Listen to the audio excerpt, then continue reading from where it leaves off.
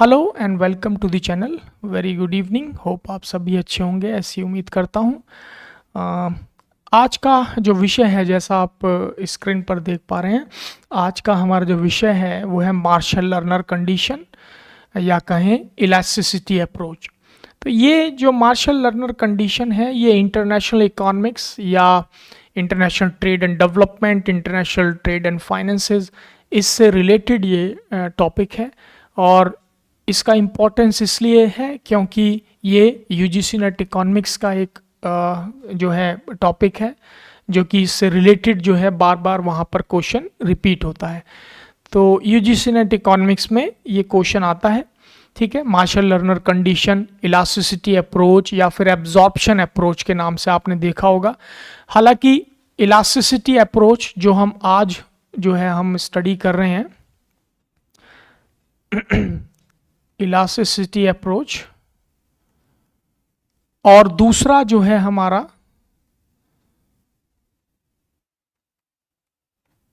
Absorption approach है।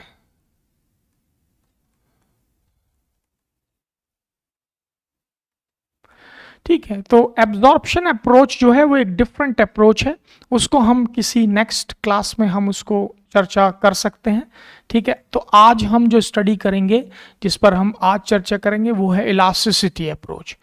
ठीक है जी, जिसे हम मार्शल लर्नर कंडीशन भी कहते हैं। मार्शल लर्नर हालांकि दो वैज्ञानिक, मतलब दो इकोनॉमिस्ट हैं अलग अलग, उनके नाम पर इसको नाम दे दिया गया है। ठीक है, तो ये बेसिकली इलास्टिसिटी के कॉन्सेप्ट पर काम करने वाला अप्रोच है। ठीक है, इसलिए इसको elasticity approach to correct the balance of payments, इसलिए इसे कहा जाता है। नाउ तो जैसा हम यूजुअली करते हैं अपने क्लास में कि हम कॉन्सेप्ट को मेन कंटेंट पर जाने से पहले उसका एक बेसिक आइडिया, एक इंट्रोडक्शन लेते हैं। तो एक शॉर्ट इंट्रोडक्शन ले लें, फिर हम इसके मेन टॉपिक पर मूव करेंगे, मेन कंटेंट पर।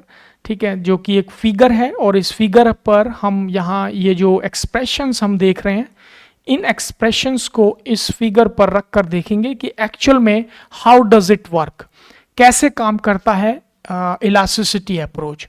ठीक है, और इसका क्या ऑब्जेक्टिव है उसको हम पहले जान लें।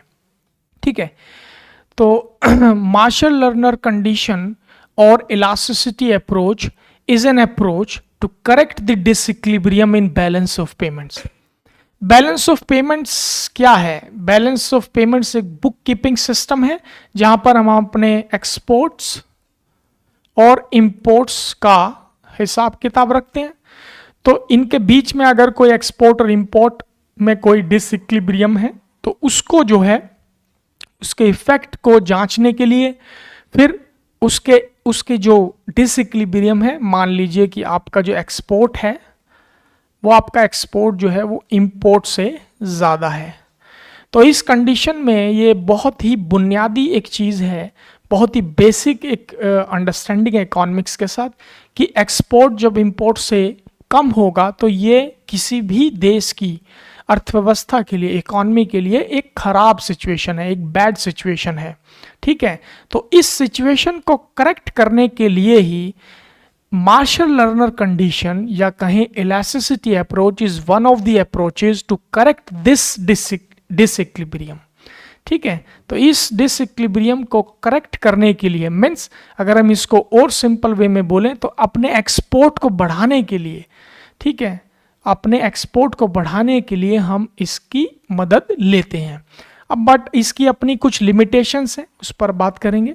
ठीक है, तो मार्शल लर्नर कंडीशन और elasticity approach is an approach to correct the disequilibrium in balance of payments, और इसको इंग्लिश इकोनॉमिस्ट एल्फ्रेड मार्शल और रोमेनियन इकोनॉमिस्ट एबा लर्नर के नाम पर इसको नाम दिया गया है, जैसा आप देख पा रहे हैं यहाँ पर। Marshall Lerner, Marshall Alfred Marshall, Abba Lerner जो लर्नर, तो ये मार्शल लर्नर कंडीशन इसका इसलिए नाम बनता है। Now this states that a currency devaluation will eventually improve the balance of payments. This approach is based on the devaluation of the currency. अब यहाँ पर इंपॉर्टेंट चीज हम ध्यान देंगे कि एक तो इसमें डिवैल्यूएशन जो है वो बहुत ही इंपॉर्टेंट एक चीज है, हमें ये पता होना चाहिए कि डिवैल्यूएशन क्या है। ठीक है, तो it states that a currency devaluation will eventually improve the balance of payments. This approach is based on the devaluation of currency, although devaluation is done when a country follows a fixed exchange rate regime. अब यहाँ पर important चीज़ ये है कि एक तो devaluation इसमें important चीज़ है। अब डिवैल्यूएशन जो है वो कब काम करती है? सिर्फ फिक्स एक्सचेंज रेट पर ही काम करेगी। जो करंटली हम फॉलो करते हैं फ्लोटिंग एक्सचेंज रेट सिस्टम, या हम उसे दूसरे नाम से बुला सकते हैं फ्लेक्सिबल एक्सचेंज रेट सिस्टम, या अन्य तीसरे नाम से बुला सकते हैं जिसको हम कहते हैं market determined exchange rate regime या सिस्टम। ठीक है, तो वो क्या है? फ्लोटिंग एक्सचेंज रेट सिस्टम है, जहां पर डिमांड एंड सप्लाई के बेसिस पे आपकी करेंसी की डेप्रिशिएशन या एप्रिशिएशन होती है। मतलब उसकी वैल्यू में उतार चढ़ाव होता है, फ्लक्चुएट होती है, कभी उसकी कीमत बढ़ती है, कभी उसकी कीमत घटती है। वो डिमांड एंड सप्लाई के फोर्सेस पर इंटरनेशनल मार्केट या कहें अंतर्राष्ट्रीय बाजार में अपने आप तय होती रहती है। ठीक है जी, मगर यहां पर फिक्स एक्सचेंज रेट सिस्टम जो है,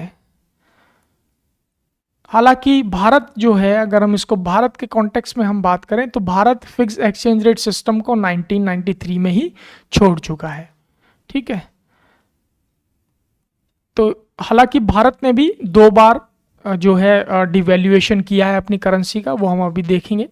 तो इसमें पॉइंट जो हैं नोट करने वाले, एक तो ये डिवैल्यूएशन पे काम करती है करेंसी के, दूसरा फिक्स एक्सचेंज रेट सिस्टम में ही डिवैल्यूएशन पॉसिबल है, तीसरा इसमें एक चीज और है कि ये माइक्रो इकोनॉमिक लेवल का कॉन्सेप्ट है। माइक्रो इकोनॉमिक लेवल, बिकॉज ये इलास्टिसिटी के कॉन्सेप्ट पर काम करता है। तो इलास्टिसिटी का जो कॉन्सेप्ट है वो हम माइक्रो इकोनॉमिक्स में स्टडी करते हैं। ठीक है, आप ऑलरेडी आपको ये पता होगा कि इलास्टिसिटी क्या होती है। ठीक है, तो इसलिए ये 2-4 चीज़ें जो हैं इसमें इंपॉर्टेंट हैं अगर हम एग्ज़ाम के पॉइंट ऑफ व्यू से इसकी तैयारी करते हैं। ठीक है, तो माइक्रो इकोनॉमिक लेवल का कॉन्सेप्ट है, फिक्स्ड एक्सचेंज रेट सिस्टम में ही काम करता है, बिकॉज डिवैल्यूएशन जो है, डिवैल्यूएशन ऑफ करेंसी जो है वो पॉसिबल है if you follow the fixed exchange rate system. तो फिक्स्ड एक्सचेंज रेट सिस्टम पे ही काम करता है। तो ये कुछ चीज़ें हैं, ये ध्यान देने वाली चीज़ें हैं। नाउ अब हम आगे चलते हैं। मार्शल लर्नर कंडीशन और elasticity approach is a microeconomic approach to study the effects of devaluation on balance of payments. Success of elasticity approach depends on the elasticity. It is expressed as B equals to x minus m. तो इसका जो formula है B equals to x minus m. B हमारा क्या है? Balance of payments है, और x हमारा एक्सपोर्ट है, m हमारा इंपोर्ट है। ठीक है, तो ये इसका फॉर्मूला है, थोड़ा इस पर हम ध्यान देंगे। नाउ अब ये इलास्टिसिटी के उस पर काम करता है। इलास्टिसिटी को हम अभी नीचे जांचेंगे कैसे ये कैसे काम करता है। ठीक है, यहाँ पर ये कुछ एक्सप्रेशंस वगैरह हैं, तो इन एक्सप्रेशंस को हम इस फिगर के थ्रू देखेंगे। इस पर हम इन एक्सप्रेशंस को रख कर देखेंगे कि एक्चुअल में जो मार्शल लर्नर कंडीशन है ये कैसे काम करती है। ठीक है, नाउ अब आते हैं आगे। On March 1993 India had adopted the floating exchange rate system which is also known as the market determined exchange rate. तो एक्सचेंज रेट सिस्टम जो है 1993 में भारत ने, इंडिया ने फ्लोटिंग एक्सचेंज रेट सिस्टम को अपना लिया, या कहें market determined exchange rate system को अपनाया, और तब से हम फ्लोटिंग एक्सचेंज रेट या फिर कहें फ्लेक्सिबल एक्सचेंज रेट सिस्टम के हिसाब से चल रहे हैं। तो वहाँ पर डिवैल्यूएशन जो है पॉसिबल नहीं है, बट वहाँ पर डेप्रिशिएशन जो है वो पॉसिबल है। डेप्रिशिएशन जो है वो क्या होता है? Demand and supply. मतलब फ्लोटिंग एक्सचेंज रेट सिस्टम जो है वहाँ पर डिमांड एंड सप्लाई के हिसाब से काम होता है कि आपकी जो डिमांड है आपके उत्पाद की मार्केट में, उसके हिसाब से जो है मार्केट फोर्सेस अपने आप जो है उसको आपकी जो करेंसी है उसका जो वैल्यू है वो अपने आप डिटरमिन करता है, मार्केट उसको कंसिडर करती है। आप उसको डिवैल्यूएशन नहीं कर सकते हैं। आप अपनी करेंसी की ये नहीं है कि आपने उसको उसकी कीमत को घटा दिया या फिर आपने उसकी कीमत को कुछ बढ़ा दिया, ऐसा पॉसिबल नहीं है। जब आप फ्लोटिंग एक्सचेंज रेट सिस्टम में हैं तो वहां पर डिमांड एंड सप्लाई, जो मार्केट फोर्सेस हैं, वही आपकी करेंसी को डेप्रिशिएट या एप्रिशिएट करेंगे। तो यहाँ पर डेप्रिशिएशन और डिवैल्यूएशन में अंतर यही है कि डिवैल्यूएशन जो है वो एक मैनुअल एक अप्रोच है, जहां पर गवर्नमेंट खुद स्वतः डिवैल्यूएशन करती है, ठीक है। और डेप्रिशिएशन जो है वो ऑटोमेटिक प्रोसेस है, जो कि मार्केट फोर्सेस अपने आप फ्लोटिंग एक्सचेंज रेट सिस्टम में या फ्लेक्सिबल एक्सचेंज रेट सिस्टम में अपने आप मार्केट फोर्सेस उसको डिटरमिन करती हैं, ठीक है जी। अब होता क्या है, ऑन जून 6 जून 1966 को इंदिरा गांधी गवर्नमेंट ने सबसे पहले डिवैल्यूएशन किया, और ये डिवैल्यूएशन 57% का डिवैल्यूएशन था, जहां पर रुपया हमारा डॉलर के मुकाबले में, डॉलर के अगेंस्ट 4 रुपये 76 पैसे हमारा था, और उसको उन्होंने बढ़ाकर कर दिया 7 रुपये 50 पैसा। मतलब अब हमारा INR हम यूज करते हैं अपनी भारतीय करेंसी के लिए, तो ये 7 रुपये 50 पैसा बराबर हो गया $1 के, ठीक है। तो ये जो परसेंटेज है इसका हुआ 57%, ठीक है। तो यहां पर अब इस डिवैल्यूएशन की प्रोसेस से कैसे आपका डिसइक्विलिब्रियम करेक्ट हो जाएगा, उसका जो लॉजिक ये है कि मान लीजिए कि आपका 4 रुपये 76 पैसे से जब आपने बढ़ा करके आपने 7 रुपये 50 पैसा रुपये का कर दिया, बट होता क्या है कि यहां पर आपका जो रुपया है वो कमजोर हो गया as compare to the dollar. अब आपको $1 के लिए ज्यादा पैसे चुकाने पड़ेंगे, जो कि आप पहले 4 रुपये 76 पैसे दे रहे थे, अब आपको 7 रुपये 50 पैसा देना पड़ेगा $1 के लिए। तो होगा क्या कि अंतर्राष्ट्रीय बाजार में हमारे करेंसी की जो वैल्यू घटी है 57% से घटी है, तो वहां पर होगा क्या कि आपका जो उत्पाद है इंटरनेशनल मार्केट में आपके प्रोडक्ट की जो डिमांड है वो बढ़ जाएगी, क्योंकि उन लोगों को कम पैसे चुकाने पड़ेंगे आपके उत्पाद को खरीदने के लिए। तो यहां होगा क्या कि जब डिमांड बढ़ेगी तो आपकी जब उसकी डिमांड बढ़ेगी इंटरनेशनल मार्केट में आपके प्रोडक्ट की, तो आपको ज़्यादा उत्पाद करना पड़ेगा। उससे क्या होगा कि लॉन्ग रन पर आपका एक्सपोर्ट जो है, जो हमारा एक्सपोर्ट है वो क्या होगा, बढ़ जाएगा। बट ये प्रोसेस जो है एक बहुत लंबा प्रोसेस है, एक्सपोर्ट बढ़ेगा बट ये लॉन्ग रन पे बढ़ेगा, ठीक है। उसको अभी हम फिगर पे भी उसको जांचेंगे। नाउ फिर अगेन क्या होता है, 1966 के बाद 1991 में फिर इंडिया की जो गवर्नमेंट है वो अगेन 20% से अगेन डिवैल्यूएशन कर देती है। यहाँ पर फिर 20 रुपये से बढ़ करके 25 रुपये $1 के बराबर होता है। तो यहाँ पर 20% का इजाफा हो जाता है। मतलब डॉलर जो है वो अगेन जो है क्या हो गया, 20% अगेन ताकतवर हो गया as compare to the Indian currency rupee. तो अब 25 रुपये एक बराबर हो गए $1 के। तो यहाँ पर होगा क्या कि अगेन इस डिवैल्यूएशन का जो ऑब्जेक्टिव है वो क्या है, अपने एक्सपोर्ट को बढ़ाना होता है। बट ये ध्यान रखना है कि ये फिक्स्ड एक्सचेंज रेट सिस्टम में ही पॉसिबल है, ठीक है। फ्लोटिंग एक्सचेंज रेट सिस्टम में करेंसी डेप्रिशिएट होती है, डिवैल्यूएशन नहीं हो सकता है, क्योंकि डिवैल्यूएशन जो है वो एक स्वतः एक मैनुअल अप्रोच है जो कि गवर्नमेंट के द्वारा ही लिया जाता है। बट फ्लोटिंग एक्सचेंज रेट में ये पॉसिबल नहीं है, ठीक है। तो यहाँ देखिए, आप देखेंगे कि 1993 में जब भारत ने फ्लोटिंग एक्सचेंज रेट सिस्टम को अपनाया तो उसके बाद फिर डिवैल्यूएशन प्रोसेस जो है, अप्रोच जो है पॉसिबल नहीं है। मींस ये इलास्टिसिटी अप्रोच जो है ये पॉसिबल नहीं है। तो पहला डिवैल्यूएशन 66 में होता है, फिर दूसरा 1991 में होता है, बट दोनों ही 1993 से पहले की घटनाएं हैं, ठीक है।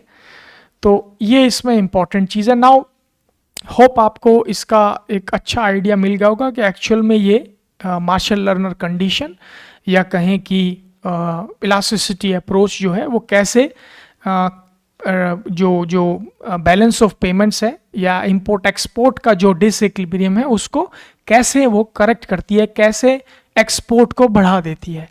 करेंसी की वैल्यू को कम करके अपने उत्पाद को बढ़ा देती है, जिससे कि अपने अपने डिमांड को बढ़ा देती है, ठीक है, इंटरनेशनल मार्केट में। और जब डिमांड बढ़ती है तो उससे आपका उत्पाद बढ़ेगा, आपको ज़्यादा एक्सपोर्ट करने का मौका मिलेगा। तो ये क्या है, उस डिसइक्विलिब्रियम को करेक्ट कर देती है। बट इसकी अपनी एक लिमिट है कि ये लॉन्ग रन पर उसको फायदा पहुंचा सकती है, लॉन्ग रन पर इसके रिफ्लेक्शंस आपको मिलेंगे, ठीक है। नाउ अब इसमें हम ये देख लें, हालांकि आपने इलास्टिसिटी के बारे में आपको ऑलरेडी पता होगा, ठीक है, तो हम इस संदर्भ में ये भी जान लें कि इलास्टिसिटी जो है वो कैसे काम करती है। तो नाउ व्हाट इज इलास्टिसिटी। अब बात आती है इलास्टिसिटी की। तो इलास्टिसिटी क्या है, हमने स्कूल लेवल पर ही ये इकोनॉमिक्स में हम स्टडी कर लेते हैं, तो बहुत से जो लर्नर्स हैं उन्हें याद होगा, फेमिलियर हो गए होंगे इस कॉन्सेप्ट से। तो what is elasticity. Elasticity simple words में हम कह सकते हैं कि दो या दो से अधिक जो वेरिएबल्स हैं उसका रिस्पॉन्सिवनेस है। जैसे मान लीजिए कि प्राइजेज हैं, और प्राइजेज जब आपने घटाए, जब आपने अपने प्रोडक्ट के प्राइस घटा दिए, ठीक है, फिर डिमांड में क्या उसमें रिस्पॉन्स आया, उसमें डिमांड बढ़ती है, या मान लीजिए कि डिमांड बढ़ गई है या डिमांड घट गई है। तो यही रिस्पॉन्सिवनेस क्या कहलाती है, प्राइस इलास्टिसिटी ऑफ डिमांड। अब इंपॉर्टेंट चीज़ मैं आपको ये बता दूं इसमें कि इनकम इलास्टिसिटी के बारे में हम बात नहीं कर रहे हैं, क्योंकि यहाँ पे हम इंटरनेशनल इकोनॉमिक्स, इंटरनेशनल ट्रेड के बारे में बात कर रहे हैं, मार्शल लर्नर कंडीशन को स्टडी कर रहे हैं, जहाँ पर हम डिवैल्यूएशन प्रोसेस के थ्रू अपनी करेंसी को डिवैल्यूएशन करके उसकी अपने उत्पाद की इंटरनेशनल मार्केट में हम उस उत्पाद की कीमत को गिरा रहे हैं, कीमत को कम कर रहे हैं ताकि उसकी डिमांड बढ़ सके। तो जब उसकी डिमांड बढ़ेगी तो हमारा क्या होगा, एक्सपोर्ट इंपोर्ट से अधिक हो जाएगा, ठीक है। तो इस डिसइक्विलिब्रियम को करेक्ट करने का ये एक तरीका है। नाउ इलास्टिसिटी की जो वैल्यू होती है वो हम जानते हैं 1 होती है, ठीक है, और ये जो वैल्यू है जब ये 1 से अधिक हो जाती है तो ये हाईली रिस्पॉन्सिव होता है। दूसरी तरफ लेस देन 1 होती है तो ये जो है इनइफेक्टिव हो जाता है, मतलब इनइलास्टिक हो जाता है। और तीसरा जो है एक यूनिटरी कंडीशन भी होती है, यूनिटरी इलास्टिसिटी, जहाँ पर न्यूट्रल कंडीशन होती है, मतलब कि there is no change, indifferent condition है, ठीक है। और there are 5 types of elasticity, ठीक है। तो 5 तरीके की होती हैं, ऑलरेडी बहुत से लर्नर्स ने पढ़ी होगी, नहीं भी पढ़ी है तो उसमें कोई बुरी या शर्म की बात नहीं है, आप इसको पढ़ सकते हैं, कभी भी स्टडी की जा सकती है कोई भी चीज़। हालांकि स्कूल लेवल पे हम बहुत ही बेसिक जो है जो सब्जेक्ट है या कोई भी टॉपिक है उसको हम बहुत ही बेसिक लेवल पे, इंट्रोडक्टरी लेवल पे हम उसको स्टडी करते हैं। फिर जैसे जैसे हम हायर स्टडीज़ में जाते हैं या फिर हम कॉम्पिटिटिव एग्जामिनेशंस या एंट्रेंस एग्जामिनेशंस के लिए अपने एग्ज़ाम में बैठते हैं, तो वही कॉन्सेप्ट को जो हम स्कूल में पढ़ रहे होते हैं उन्हीं को हम एडवांस लेवल पे उनको स्टडी करते हैं, ठीक है। और जैसे जैसे फिर और आगे जाते हैं तो उन्हीं टॉपिक्स को हम बहुत ही ज़्यादा एक्सट्रीमली एडवांस लेवल पे और उनको प्रैक्टिकली अप्लाई भी करने लगते हैं, ठीक है। तो यहाँ पर there are 5 types of elasticity. तो 5 तरीके की जो इलास्टिसिटी होती हैं, जिसमें perfectly elastic, unitary elasticity and inelastic, perfectly inelastic. तो ये कुछ 5 कंडीशंस होती हैं, तो आप देख लेंगे उन्हें। यहाँ पर हमें ये स्टेटमेंट दिया गया, थोड़ा इसको हम रीड कर लें कि एक्चुअल में ये क्या है। Elasticity represents responsiveness. तो जैसा मैंने बताया कि ये एक वेरिएबल में जब हमने चेंज किया तो दूसरे वेरिएबल में कितना रिस्पॉन्स उसमें आया पहले वेरिएबल को चेंज करने से, ठीक है। तो एक रिस्पॉन्सिवनेस का एक रिलेशन बताता है। Now in economics elasticity determines how demand changes when you change something about A product और सर्विस। तो किसी प्रोडक्ट या सर्विस के आपने प्राइजेस कम कर दिए हैं तो उसके डिमांड में क्या चेंजेस आ रहे हैं, वही प्राइस इलास्टिसिटी ऑफ डिमांड कहलाती है। In most cases the concept of elasticity demonstrates how demand of a product और service will change as a result of a price increase or decrease. The elasticity approach to the balance of payments demonstrates how the change in the value of the currency affects a country's balance of payments। तो यहाँ पर हम balance of payments के बारे में बात कर रहे हैं, मतलब प्राइस इलास्टिसिटी ऑफ डिमांड के बारे में हम बात कर रहे हैं। ठीक है, तो यहाँ पर ये तीन एक्सप्रेशंस दिए गए हैं मार्शल लर्नर कंडीशन के अंदर या फिर कहें इलास्टिसिटी अप्रोच के अंदर, जहाँ पर डिवैल्यूएशन करने के बाद अगर हमें ये एक्सप्रेशन मिलता है, मतलब कि इस एक्सप्रेशन का मतलब है जहाँ पर EX जो है वो एक्सपोर्ट को रिप्रेजेंट कर रहा है, EM जो है वो इंपोर्ट को रिप्रेजेंट कर रहा है। और जैसा मैंने अभी हमने बात की कि जब लेस देन 1 होगा तो इसका मतलब क्या है कि इनइलास्टिक है। इनइलास्टिक का मतलब क्या है यहाँ मार्शल लर्नर कंडीशन में कि एक्सपोर्ट प्लस इंपोर्ट का जो वैल्यू है अगर वो लेस देन 1 होगा तो इसका मतलब जो हमने डिवैल्यूएशन की है, जो डिवैल्यूएशन की है हमने अपने एक्सपोर्ट को बढ़ाने के लिए, वो फेल कर गया है। और अगर ये हायर या कहें ग्रेटर देन 1 है तो इसका मतलब हमारा डिवैल्यूएशन ठीक से काम कर रहा है। ठीक है, उसको देखेंगे हम कि मार्शल लर्नर कंडीशन में शॉर्ट रन पे भी बोला गया है कि जो एक्सपोर्ट इंपोर्ट की जो वैल्यू है always remains less than 1 on the short run. Short run पे हमेशा लेस देन 1 रहेगी, डेफिसिट में जाएगा, इंपोर्ट अधिक होंगे एक्सपोर्ट से तो घाटे में जाएंगे। उसको अभी हम फिगर के थ्रू देखेंगे, इन एक्सप्रेशंस को हम फिगर पर रख के देखेंगे कि ये कैसे एक्चुअल में काम कर रहा है। ठीक है, तो एक लिमिट में हम करेंगे, अगर हम इसको डिस्कस करें तो इसमें बहुत सारी चीज़ें हैं। ठीक है, तो इतना विस्तार से हम नहीं जाएंगे, हम अपने एग्जामिनेशन के पॉइंट ऑफ व्यू से इसको स्टडी करेंगे। नाउ दूसरा एक्सप्रेशन क्या कहता है? दूसरा एक्सप्रेशन हमें बताता है कि डिवैल्यूएशन फेल कर गया है या फिर अभी ये शॉर्ट रन में है। अब शॉर्ट रन में है तो लॉन्ग रन में भी जाएगा। शॉर्ट रन कितना होगा, उसकी टाइम पीरियड कितना होगा, उसका टाइम फ्रेम, ये एक मार्केट फिनोमिनन है जो कि रियल, जो एक्चुअल में मार्केट में वेरिएबल्स हैं, जो रियल वर्ल्ड फिनोमिनन है उस पर डिपेंड करेगा, उस पर रिलाई करेगा कि शॉर्ट रन कितना बड़ा होगा और लॉन्ग रन में ये कब एंटर करेगा। लॉन्ग रन का मतलब है कि पहले एक्सप्रेशन में एंटर करेगा, दूसरे एक्सप्रेशन का मतलब है शॉर्ट रन, और दूसरा उसका ये भी मतलब है कि ये फेल कर गया है। ठीक है जी, अब जैसा यहाँ स्टेटमेंट दिया गया, थोड़ा इसको हम देख लेते हैं। It refers to a condition, ये सेकंड एक्सप्रेशन के बारे में बात हो रही है, where the elasticity of exported and imported commodities is less than 1, which means a currency devaluation might fail to improve a trade balance if the Marshall-Lerner condition is not met, meaning the combined price elasticity of demand for exports and imports is less than 1. Additionally, if a country's trading partners retaliate with their own devaluations। ठीक है, तो मतलब कहने का ये है कि एक तो शॉर्ट रन पे, दूसरा जो एक्सप्रेशन है इसका मतलब ये हो सकता है कि अभी डिवैल्यूएशन करने के बाद आप शॉर्ट रन पे हैं, तो इसका मतलब आपका जो वैल्यू है वो लेस देन 1 रहेगी, demand of export and imported commodities.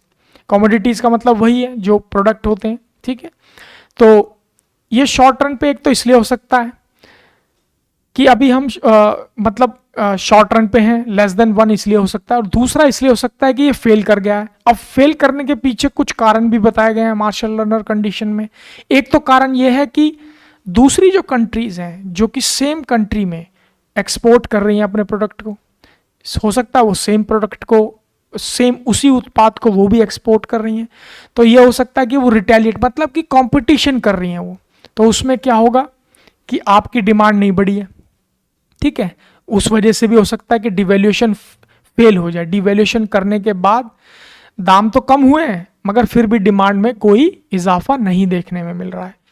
और दूसरा उसका ये भी एक हो सकता है कि जो शॉर्ट रन पे, सेकंड एक्सप्रेशन का मतलब है शॉर्ट रन पे बायर जो है एडजस्ट कर रहा है अपनी बाइंग हैबिट्स को, तो मार्केट में जो वेरिएबल्स हैं, जो रियल वर्ल्ड फिनोमिनन है, उसमें बहुत सारी चीजें अपने आप को एब्जॉर्ब कर रही हैं, एक दूसरे के साथ एडजस्ट कर रही हैं, तो इसलिए ये एक कंडीशन बनती है कि जहां पर एक्सपोर्ट एंड इंपोर्ट की जो ओवरऑल जो वैल्यू है इज लेस देन 1 है।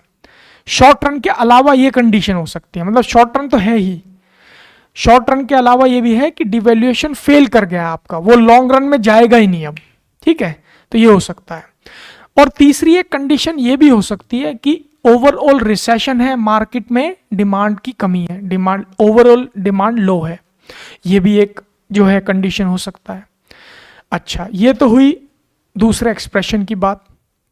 एक तीसरा इसमें एक्सप्रेशन और दिया गया है, इसमें यह कहता है कि ये यूनिटरी इलास्टिसिटी की कंडीशन है। जैसा कि हमने प्राइस इलास्टिसिटी ऑफ डिमांड में 5 कंडीशंस देखी, 5 फॉर्म्स ऑफ इलास्टिसिटी, तो वहां पे हमने देखा कि यूनिटरी इलास्टिसिटी एक ऐसी कंडीशन है जो कि न्यूट्रल इफेक्ट छोड़ती है। न्यूट्रल इफेक्ट का मतलब है कि जहां पर आपकी वैल्यू जो है एक्सपोर्ट एंड इंपोर्ट जो है आपका EX प्लस EM जो है वो हमेशा हमारा बराबर रहेगा 1 के। अब इसमें भी एक कंडीशन ये हो सकती है कि आपका डिमांड में जो है कोई भी चेंज नहीं आ रहा है, ना तो आपकी डिमांड बढ़ी है ना ही घटी है डिवैल्यूएशन करने के बाद under the fix exchange rate, तो ये एक ये हो सकती है। दूसरी इसमें एक ये भी अवस्था हो सकती है इसके अतिरिक्त तीसरे एक्सप्रेशन में कि आपकी वैल्यू जो है वो 1 के बराबर ही रहेगी, क्योंकि अभी आप शॉर्ट रन में हैं और शॉर्ट रन से आप लॉन्ग रन की तरफ जा रहे हैं, ठीक है। जैसा नीचे फिगर है उसमें मैं आपको समझाने की कोशिश करूंगा कि ये कैसे काम कर रहा है। तो वहां पर एक ऐसी कंडीशन आएगी जहां पर एक स्टैग्नेंट कंडीशन बनेगी, जहां पर एक कंडीशन में ये आएगी कि अब डिमांड ना बढ़ रही है ना घट रही है, तो वो स्टैग्नेंट कंडीशन हो जाएगी, ठीक है। स्टैग्नेंट कंडीशन का मतलब है रुक गई है, बहुत लंबे समय तक डिमांड जो है वो स्थिर हो गई है, बनी हुई है, ना तो वो बढ़ रही है ना घट रही है, तो ये भी एक चीज हो सकती है, ठीक है। तो एक ये भी है। अब इस चीज को हम इन फिगर्स पे, इन एक्सप्रेशंस को हम रख करके देखते हैं कि यहां ये जो हमारा कर्व है ये कहलाता है जे कर्व, क्योंकि ये जे जैसी, जे जो लेटर है इंग्लिश का वो अल्फाबेट इसकी तरह जो है शेप बना रहा है जे, तो इसलिए इसको जे कर्व बुलाया जाता है। नाउ अब देखिए यहां पर ये है हमारा प्लस, ये है हमारा माइनस, तो इसका मतलब ये है कि यहां पे एक कंडीशन है जहां पे इनडिफरेंट कंडीशन है 0 की, जहां पर हमारा ये जो थर्ड एक्सप्रेशन है ये कहां पर है, ये बीच में है। साथ ही ये फ्लैटर कर्व हमें ये भी बताता है कि ये एक टाइम फ्रेम है, जैसे जैसे ये राइट की तरफ मूव करेगा वैसे वैसे टाइम आगे बढ़ रहा है, और शॉर्ट रन फिर लॉन्ग रन इस तरीके से आगे आगे बढ़ रहा है। तो शॉर्ट रन लॉन्ग रन इस पे हम अगर वो करें, एक्सप्लेन करने की कोशिश करें, तो हमारा ये जो है ये शॉर्ट रन हो गया, फिर आगे ये हमारा लॉन्ग रन हो गया, इसको हम लिख देते हैं लॉन्ग रन, ठीक है जी। इसको हम लिख देते हैं शॉर्ट रन।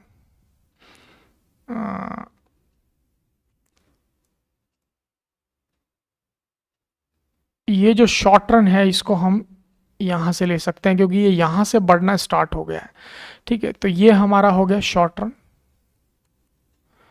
शॉर्ट रन, और यहां से आगे, यहां से लेकर के और यहां तक ये हमारा है लॉन्ग रन,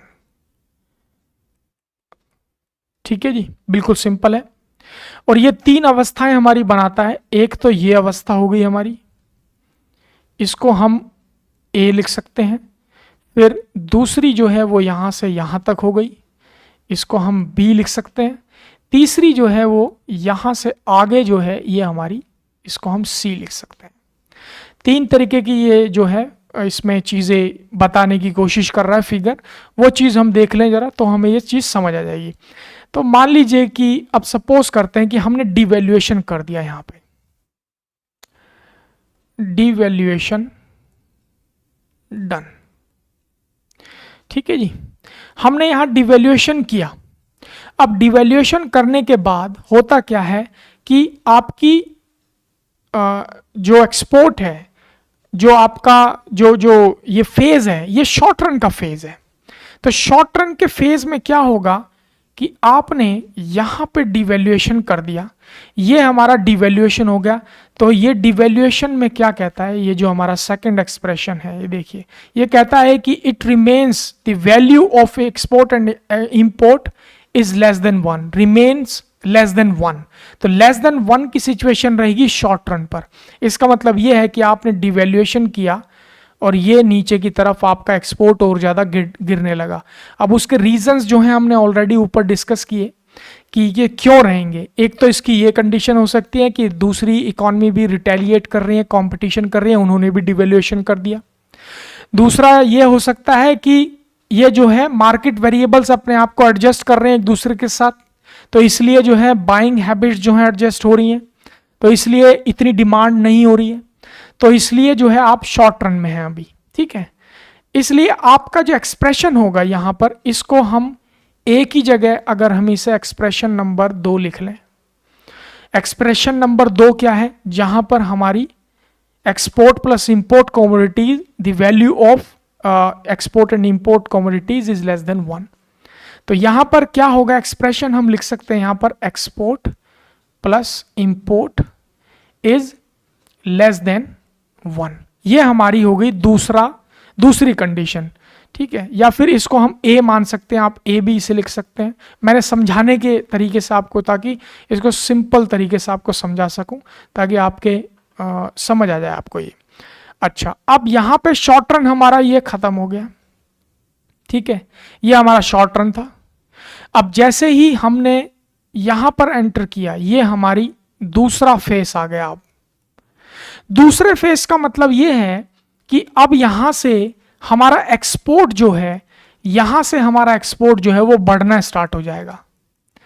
जब ये बढ़ना स्टार्ट होगा तो इंपोर्ट हमारा कम हो जाएगा और ये लॉन्ग रन पे एंटर कर जाएगा। अब ये शॉर्ट रन जो है रियल वर्ल्ड फिनोमिनन में, रियल मार्केट इकॉनमी, मतलब जो रियल वर्ल्ड इकॉनमी है, जो अर्थव्यवस्था है, वो हर देश की अपनी अलग अलग है। तो कब आपका शॉर्ट रन किस कंट्री में होगा और कब लॉन्ग रन स्टार्ट होगा, ये तो मार्केट वेरिएबल्स पे डिपेंड करेगा। मगर ग्राफ पे हम देखें तो ये यहां से स्टार्ट हमारा हो जाएगा। तो यहां पे जब ये लॉन्ग रन पे एंटर करेगी तो ये हमारा, इसको हम कह सकते हैं कि यहां से और यहां तक जब ये यहां पहुंचेगी तो ये एक ऐसी कंडीशन में पहुंच जाएगी जो कि एक स्टैग्नेंट पॉइंट होगा, जहां पर हमारा दूसरा फेस अप्लाई हो सकता है, जो कि हमारा तीसरा फेस, हमारा तीसरा जो एक्सप्रेशन है वो अप्लाई होगा। अब ये जब तीसरा अप्लाई होगा तो इसका मतलब ये है कि ये एक न्यूट्रल कंडीशन बन गई। यहां पे पहुंच करके इस पॉइंट पर ये एक न्यूट्रल कंडीशन बन जाएगी, जहां पर हमारे इंपोर्ट एंड एक्सपोर्ट जो है वो रुक जाएंगे, स्थिर हो जाएंगे। तो यहां पर जो बी है, ये यहां पर हम दूसरे एक्सप्रेशन को हम रखकर देख सकते हैं कि जहां पर एक्सपोर्ट प्लस इंपोर्ट का जो वैल्यू है वो इक्वल्स टू 1 होगा। Export plus import, the value of export and plus import is equal to 1। ठीक है जी, तो ये जो है एक ये कंडीशन होगी। अब जब आपने डिवैल्यूएशन कर दिया है और जब ये यहां लॉन्ग रन पे ये एंटर करेगी, जब यहां से ये ऊपर उठेगी, ये पॉइंट जो है, मैं इसका कलर थोड़ा चेंज करने की कोशिश करता हूं, इसको मैं ग्रीन कर लेता हूं। तो जब यहां से ये देखिए, यहां से ये ऊपर चढ़ेगी, ये आ गया हमारा लॉन्ग रन। तो जब यहां ये तीसरे फेस में एंटर करेगी तो यहां पे हमारा जो पहला एक्सप्रेशन था वो था हमारा the value of export and export plus import is higher than 1।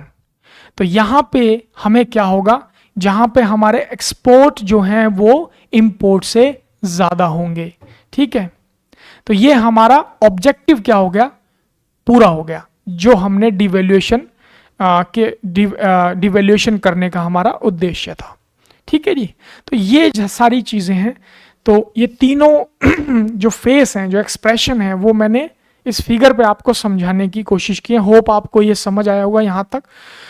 बहुत ही आसान तरीके से मैं समझाने की कोशिश कर रहा हूँ।